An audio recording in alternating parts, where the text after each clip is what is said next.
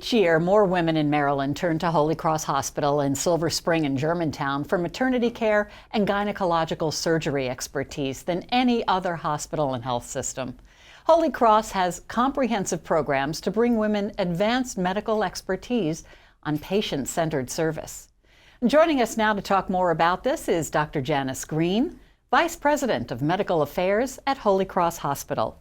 Dr. Green, great to have you. Thanks for doing this with us. Oh, no problem. Thanks for having me. So let's talk about some of the services that are available to women at Holy Cross. At Holy Cross Hospital, we provide comprehensive healthcare services for both our pregnant women and their newborns. In our outpatient clinic settings at Holy Cross Hospital and Holy Cross Germantown Hospital, we provide prenatal care and postpartum care. In addition to that, for those women who are high risk, we have high-risk OB consultations and ultrasounds with our perinatologists. In addition to that, we do still focus on routine preventative health care, including routine OBGYN and wellness visits, focused on cervical cancer screening and breast cancer screening. And for our smallest patients, our NICU is equipped to take care of the tiniest babies through our Tiny Baby program for those infants who weigh very small amounts in partnership with Children's National Medical Center. Well, let's talk about preventative care. How important is it, and does Holy Cross provide services extensively in that area? Definitely, we provide extensive services in preventative health care, both in our women's health clinic that's on site at the hospital and in our clinics in the community, our health partners centers. Preventative health care is the cornerstone to women's health and to OBGYN because oftentimes patients or women see OBGYNs as their primary care providers.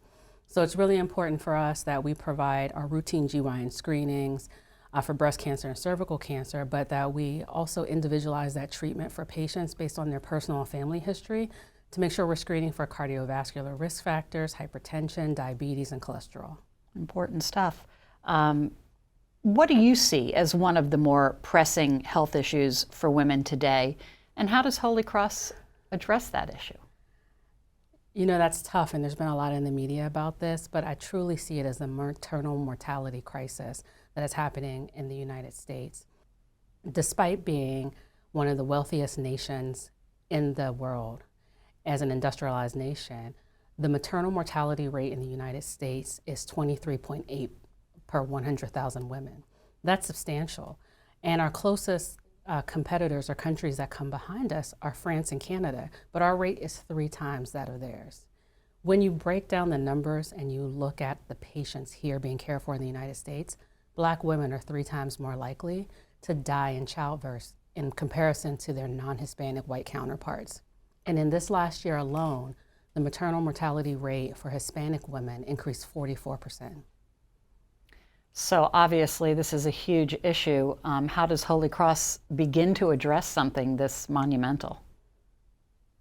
You know, it's a tough lift for any hospital or organization, but I think the first step is that at Holy Cross Hospital, we recognize that systemic racism and discrimination has led to the gap in access to quality health care. To that end, we are working with significant DEI initiatives to educate our entire staff regarding their own potential implicit biases. And the reason implicit biases are so important is that these are our unconscious negative attitudes towards a certain social group.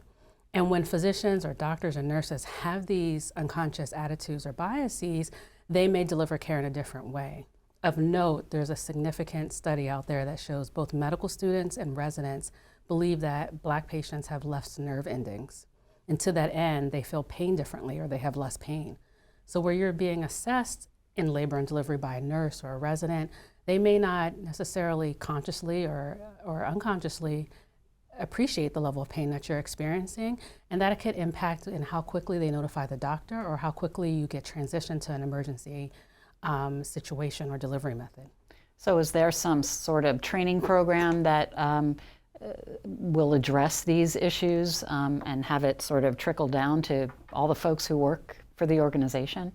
That's exactly our goal. So we are rolling out DEI training programs, starting with implicit bias, to all of the staff members who come in contact with pregnant women. And when I say all, I truly mean all. That's our food and nutrition services individuals, transportation, nursing, residents, and physicians. And the purpose of that education or that training is to one, teach them about implicit biases, help them recognize their own implicit biases, and then develop a personalized plan for each individual member of our team to help them compensate or overcome those implicit biases so that we continue to provide the best care for all of our patients, regardless of race or ethnicity. What are some other ways that Holy Cross addresses cultural and diversity considerations and also helps to educate and empower female patients to manage their own health and well-being?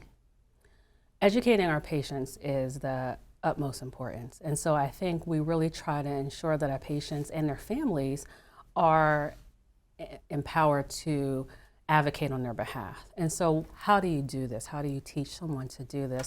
One way is our nurses and our physicians actually use teach-back techniques when they're providing information.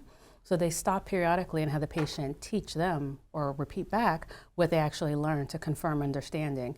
And in these pearls or these teach-backs, it actually encourages the patients and the family to ask questions when they don't understand. But in addition to that, in those verbal conversations, we have to recognize all the social determinants of health that play into access to quality care and understanding. At Holy Cross Hospital, 34% of our patients are not native English speakers. So we provide interpreter services in many languages to help bridge that gap. Last month alone, we provided interpretation in over 41 languages to make sure that patients understand. But then it comes to what happens when they walk out the door, what do they retain? We actually provide educational materials in various languages to make sure they have something concrete to take with them and to review and to sort of connect it all together in their plan of care. That's great. Let's talk a little bit about some of the latest advancements in healthcare. What are some of those right now, and do you think they'll help change patient outcomes at all? Healthcare is changing dramatically every day with the amount of information and knowledge we acquire. And to that end, artificial intelligence and leveraging that in healthcare is the greatest advancement that we've had to date. The earliest adopters of AI into medicine were actually radiologists. They've incorporated this into their diagnostic studies, their x-rays, their CT scans, and it's helped them to leverage a large database of information to help to provide a tentative diagnostic read or to help identify some of those incidental findings that may require follow-up in an outpatient setting. But we can't just stop with integrating technology or AI into our technology. It's really important that we leverage that technology to help in the patient-physician relationship.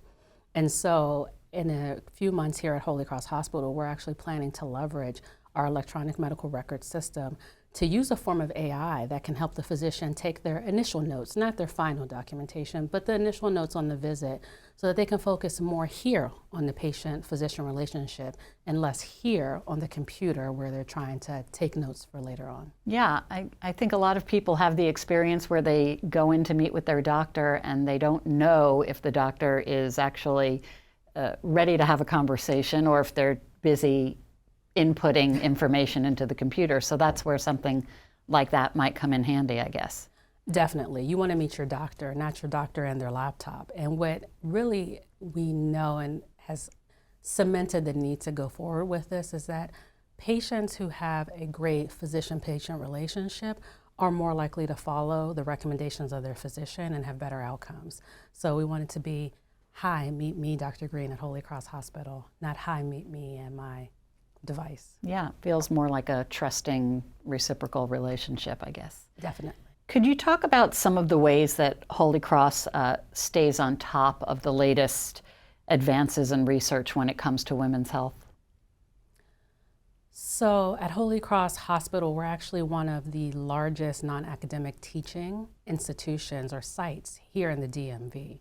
And we have students and residents and fellows come from all the major teaching institutions here locally. So when you teach students and when you teach residents, you also teach yourself.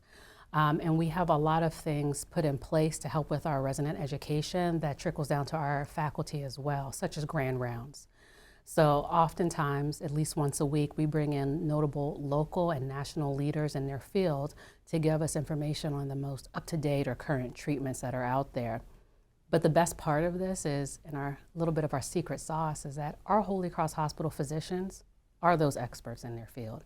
And they actually go out both locally and nationally to conferences and other institutions and provide that same information.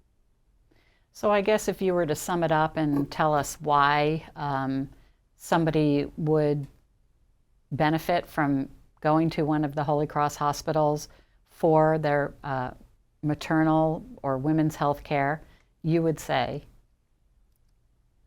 I would say we're actually the hidden secret you don't know about. We have the community hospital feel with all of the great academic resources and firsthand new knowledge on new technology and advancements.